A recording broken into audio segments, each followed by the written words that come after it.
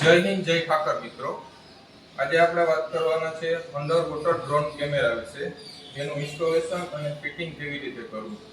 અને આ ઇક્વિપમેન્ટ આપણે ગુજરાત સ્ટેટ ફાયર પ્રિવેન્શન દ્વારા ફાળવવામાં આવ્યું છે. આ આધુનિક યંત્ર ચેસિંગ M2 નામનું કંપનીએ બનાવેલું છે, જે 3 પાર્ટમાં ડિવાઈડ કરવામાં આવે છે. તેનો પહેલો પાર્ટ છે ROV વ્હીકલ, બીજો પાર્ટ છે સરફેસ પુલી અને ત્રીજો પાર્ટ છે રિમોટ કંટ્રોલ. જેમ આપણે વાત કરી કે ચેસિસ M2 ના 3 પાર્ટ છે મેન. એમાં પહેલો પાર્ટ છે ROV વ્હીકલ, બીજો પાર્ટ છે સરફેસ પુલી અને ત્રીજો છે રિમોટ કંટ્રોલ.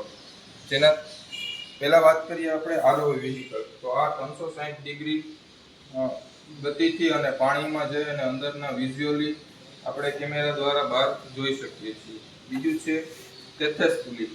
એનું મહત્વનું કામ એ છે કે એ કેબલથી કનેક્ટ થઈ અને અંદરનો ડેટા સંગ્રહ કરી અને કંટ્રોલમાં વિઝ્યુઅલી દેખાડે અને આપણે એને ટેબ્લેટ અથવા સ્માર્ટફોન દ્વારા જોઈ શકીએ છીએ.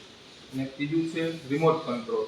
તો આનું કામ એ છે કે આમાં સ્માર્ટફોન અથવા ટેબ્લેટ કનેક્ટ કરી અને અંદરના વિડીયો અથવા વિઝ્યુઅલી આપણે ડિટેક્ટ કરી અને ગમે તે વસ્તુ પાણીની અંદર હોય તે આપણે જોઈ શકીએ અને આસાનીથી તેને ઉપર લેવી હોય તો લેવી શકીએ. હવે આ મશીનની કેપેસિટી 100 મીટર અંદર જઈ ડીપમાં જઈ અને ગમે તે વસ્તુને વિઝ્યુઅલી જોઈ અને ડિટેક્ટ કરી અને રોબોટિક કાર્ય કરી અને આ તીર્થ દ્વારા ઉપર લાવી શકવાની કેપેસિટી છે આની.